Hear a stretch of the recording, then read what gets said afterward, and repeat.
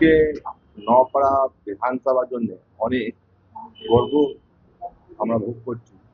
এখানকার মাটিতে একটা আমরা বিজেপি বিধায়ক পেলাম, ওর থেকে বড় এখান থেকে আমরা একটা মিনিস্টার পেলাম। এইটা আমাদের নওপাড়ার জন্য, আমাদের আমাদের জন্য খুব বড় একটা পাওনা আছে।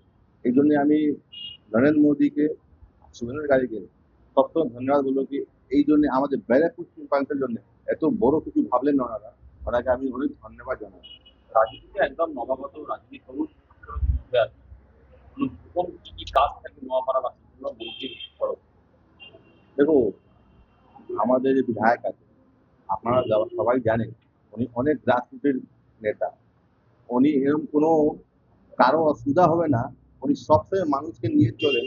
আর যার কোনো কাজ থাকবে তো প্রথম আমাদের প্রায়োরিটি থাকবে সবসময় মহিলাদের সম্মান, মহিলাদের এম্পাওয়ারমেন্ট, মহিলাদের সুরক্ষা।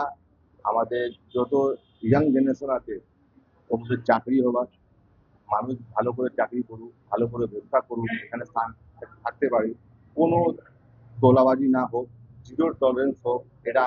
এটাই আমাদের নীতি আছে। আর এটাই আমাদেরকে নেতা আমাদের শুভেন্দুকারী বলেছেন, পশ্চিমবঙ্গে একদম জিরো টলারেন্স থাকবে। ওইটাই আমরা ফলো করি। নোয়াপাড়া নানান সময় ভোলাবাজি গুন্ডারাজির অভিযোগ উঠে, পুলিশ বন্ধ করার সম্ভাবনা। দেখুন, তোলাবাজির জন্যই তো আজকে তৃণমূল সরকার চলে গেছে। আমরা পুরো 100% শিওর আছি যে আগামী দিন এটা আমরা অনেক কম করতে পারবো। একদম সঙ্গে সঙ্গে তো আমি বলতে পারবো না যে অনেক লোক আছে যে 4 তারিখ পর অনেক লোক তৃণমূল থেকে বিজেপি হয়ে গেছে, অনেক একটু সময় লাগবে। আমরা এটা আশা করি আমরা এটা বন্ধ করবো। রাজনীতির বাইরে একটা কথা বলি, তোমার মামা সম্পর্কে, মামা পারিবারিক সম্পর্ক কতটা গুরুত্বপূর্ণ?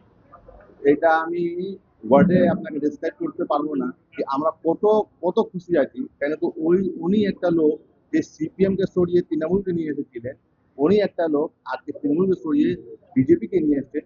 এর থেকে বড় আমাদের কোনো পাওনা নেই, এর থেকে বড় কোনো খুশি নেই আমাদের যে ওনার মতন লোক, ওনার ফ্যামিলির মধ্যে আমরা একজন আমরা ওনার ফ্যামিলি রিলেশনে আছি। এটা আমাদের অনেক গর্ব। তোমার পরিবারের আজ কোনো বিশেষ, হ্যাঁ, তোমার পরিবারের আজ কোনো বিশেষ কোনো আমাদের পরিবার ধরুন আমার মা অনেক খুশি আছে। কেন কি মা আমার ওনার বোন হয়।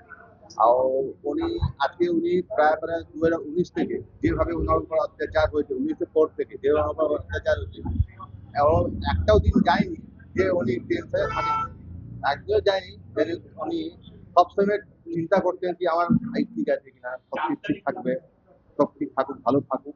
এটাই সবসময় উনি ভগবান ঠাকুর থেকে এটাই প্রার্থনা করতেন যে উনি ভালো থাকুন, ভালো জায়গা আসুন। আর যত ওনার কষ্ট আছে এই সব কষ্ট সরে যাক, আর উনি একটা মানুষের ভালো করে পরিষেবা দিতে পারেন। অন্য মন্ত্রী শপথ নেওয়ার পরে ভাবনা হিসেবে কি মামার কাছে ফোন গেছিল এখন?